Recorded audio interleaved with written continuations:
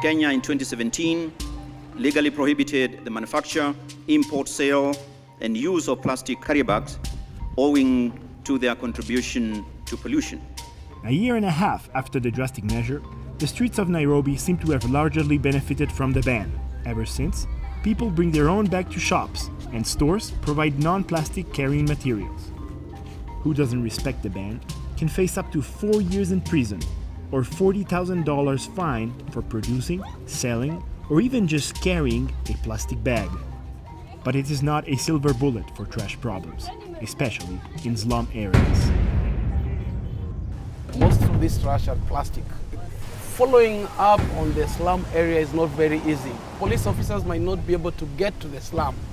It's not safe. Let me just use the word, it's not safe. Kibera, the biggest urban slum in Africa, sits 6.6 kilometers from the center of Nairobi. An estimated 1 million people are living in extreme poverty, earning less than $1 a day.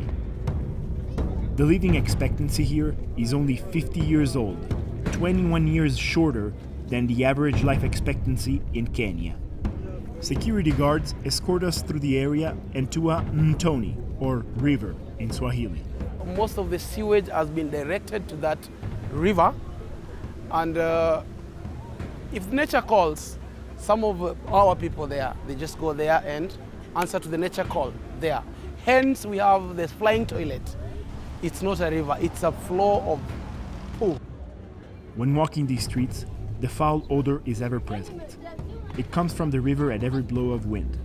But there is something more lethal than the smell of feces in the air. They burn it because they don't want the trash to heap up. When the wind comes, it spreads all over.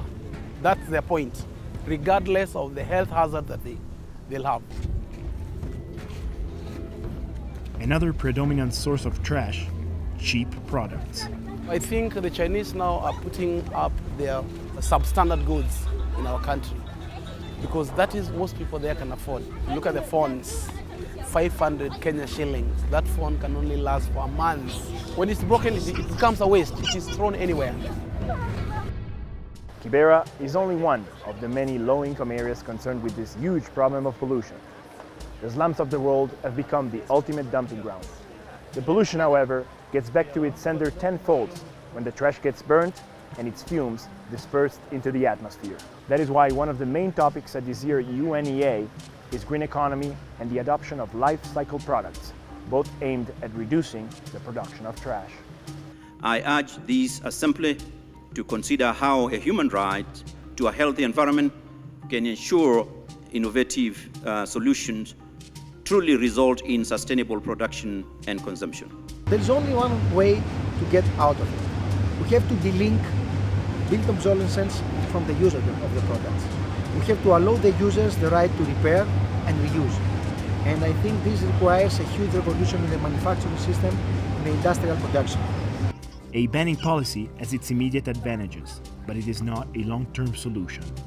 For that, a global new green economical approach is needed, so that the millions living in all the Kiberas of the world can hope in a better and healthier future.